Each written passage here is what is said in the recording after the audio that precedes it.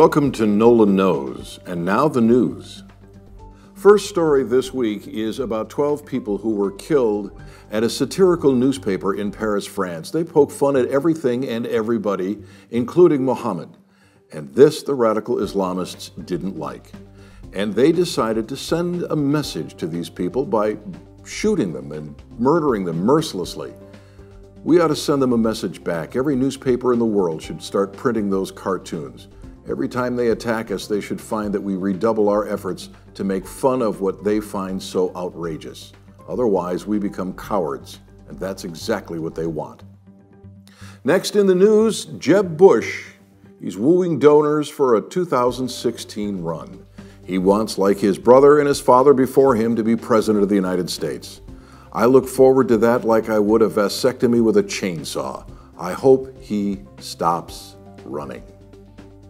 Next in the news, President Obama, he apparently was watching a football game and he was upset about a call, and I understand all the hoopla and I understand what happened. The only thing I can tell you is I'm glad he didn't write an executive order to reverse the call. Next on the list is the story of a priest who allegedly threatened a fellow cleric with a crucifix. Apparently he cut him, or at least he allegedly cut him. He's not going to do a lot of time. In fact, he's just going to get probation as long as he goes through some kind of therapy session. All I can say is it better be an exorcism. Next story on the list, fast food looks fresh off the grill after 2 years sitting on a counter in Michigan. Well, it apparently looked just like it did when they took it right off the grill from McDonald's, and I think the other product was from Taco Bell. I think this is a great advancement. If you eat it until it kills you, they don't have to embalm you to preserve you. Clearly, you'll last if you eat enough of those quarter pounders. Also in the news, Justin Bieber. Apparently, he's going to be a Calvin Klein underwear model. Boy, that'll inspire me to go out and buy their underwear. Not.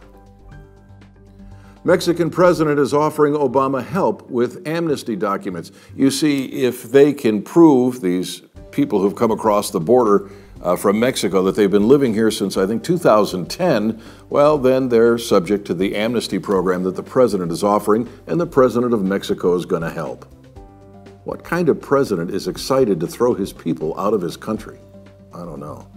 How you can pay it forward with pizza in Philadelphia. Apparently there is a restaurant in Philadelphia that if you buy a $1 slice of pizza, they'll give a $1 slice of pizza to a hungry, homeless indigent person. It's a stroke of genius. It not only feeds the homeless, but it gets free advertising for the pizzeria. Don't believe it? We're talking about it here. Story of the week, and this week it's John Boehner.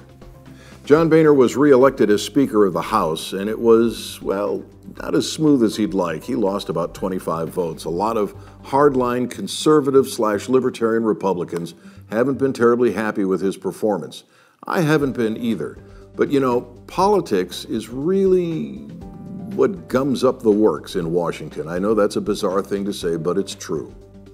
You see, if Speaker Boehner does what I would like him to do, he runs the risk of losing moderate votes.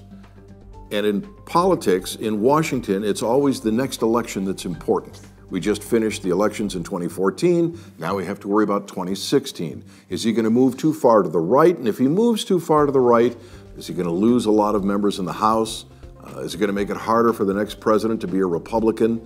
He's got to find that fine line, that middle ground, and it's not very easy.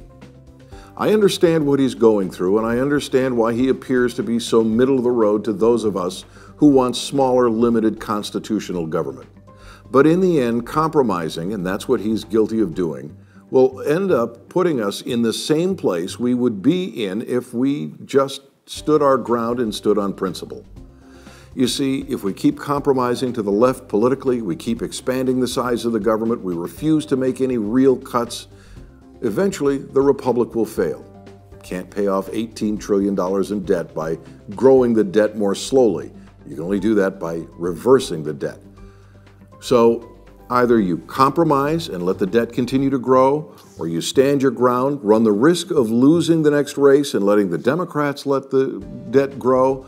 In either case, you're going to go down. I'd rather go down swinging. I'd rather stand on principle. And that's the story of the week. It's time for Obama Mania. President Obama, who took a thrashing in the last election, losing record numbers of members in the House and the Senate to the Republican Party, has vowed to compromise. One of the first pieces of legislation the Republicans are going to try and get through is a bill for the XL pipeline. And the compromise talk has gone out the window. Apparently, the president wants to veto the bill. It's not a very good idea to veto this bill because both Democrats and Republicans are in favor of it. It's a bipartisan piece of legislation. It would be a signal to the American public that he's willing to work with his opponents, reach across the aisle in Capitol Hill, and get things done. Instead, he's being obstinate about a pipeline, just another one of hundreds of pipelines crisscrossing the country already, arguing that it's somehow a threat to the ecology. Well, it's not a threat.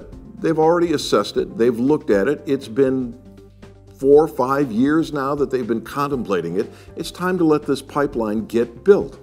It means jobs. Even temporary jobs would be good.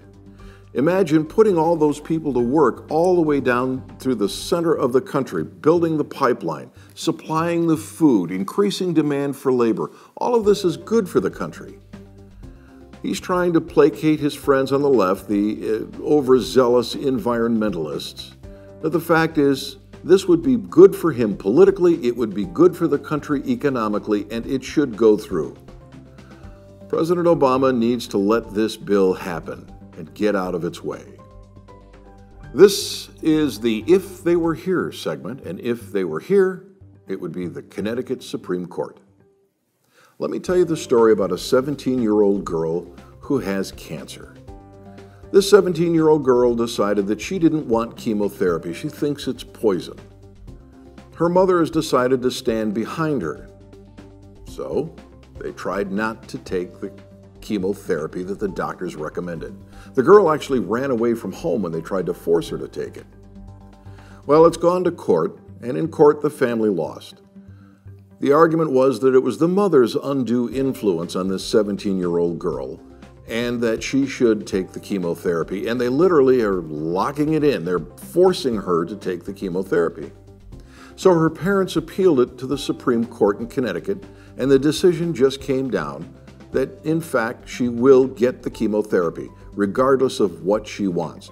Now, you and I might agree that if you have cancer, Hodgkin's lymphoma in this case, taking chemotherapy, which has, I guess, about an 80 or 85% success rate for people with this disease, would be the thing to do.